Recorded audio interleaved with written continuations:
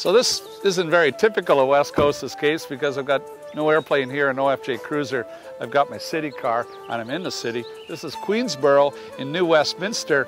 I'm going to show you something amazing about this area because we're right here on the Annis's Slough on the Fraser River.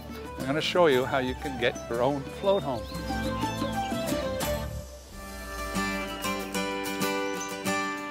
You know, it's funny, with every step as I get closer and closer to the water, I can feel this fresh air and the smell of the brackish water here on the Fraser. And there's ducks around here. And the best thing about it is how it's truly affordable to get a place like this when you compare the high cost of living in Vancouver to the relatively lower cost of living on the water. When I first moved to the West Coast, I lived in a floating home. I loved it. It's a unique lifestyle. Traditionally, floating homes reflect the spirit of their owners. They're a colorful, eclectic bunch who share a desire to live life on the river. They have a respect for Mother Nature and a passion for the water. There are two prime requirements for a floating home location. First, the water has to be protected and calm regardless of the wind direction. There has to be a suitable depth for tidal fluctuations. The two considerations are met beautifully, like the floating home locations that are for sale on today's real estate segment of West Coast Escapes. We caught up with realtor Leah Bach. She's an expert on floating homes. She was brought up on the river, and like me, she once lived in a floating home. When I walked down here, I talked about the affordability because, you know, a lot here in the Lower Mainland can run $1 million. The capital cost of getting a start here, which is a water lot, is how much? It's $300,000.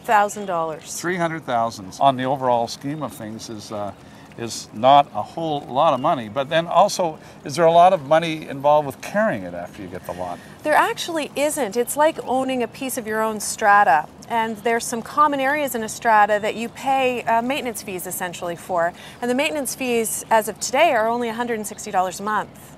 That's it? That's it. There is a small piece of land attached to each of these units. But essentially what that does is gives you the right to live on the water. So this is typical of other units that are around the Lower Mainland? No, actually, a lot of them don't. Most of them are rentals only, and you pay by the square footage that you take up. And so you can pay $800 to $1,000 a month in rent, and they call it moorage, in some of these other locations. There are developments like this, but they are 25 years old. And the other thing that we have that other stratas don't have is an incredible view. And an incredible view that every single homeowner here enjoys. We're in one straight line, so every property looks out onto this park.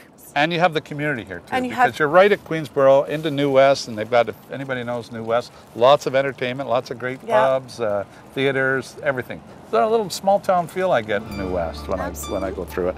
I asked Leah to take us through the home and talk to us a bit more about life on the water. Well, this is the designer's concept within a Linwood building scheme. So what they did was they took a design and then amended it and changed it to make it reflect their true lifestyle. So this particular owner wanted to have the full vaulted ceilings, finished with the beautiful wood, with also lighting underneath each, so that as it gets darker outside, the lighting comes up and lights the whole ceiling. They have engineered hardwood floors and a beautiful Italian chandelier, as well as this incredible gourmet kitchen with restorated appliances. These are actually brand new manufactured to look like old appliances. So they're really quite remarkable. As well, we have the spiral staircase and the open loft concept bedroom. What is the lifestyle down here? The lifestyle is, it's quiet, it's community, it's neighborhood. These are people that have lived their lives sometimes around the water. They're boaters and fishermen. They appreciate that peace and quiet, and yet still have that access to all of the amenities to make their lives complete. They can walk, they can fish, they can rest. Floating homes can be the best of two worlds. You can live right on the water in a peaceful setting, and you're close to the everyday hustle and bustle of city life. Living afloat has often been associated with affordability, but today, living aboard a floating home is a clear lifestyle choice. And there's another big advantage to float home living. There are no lawns to mow.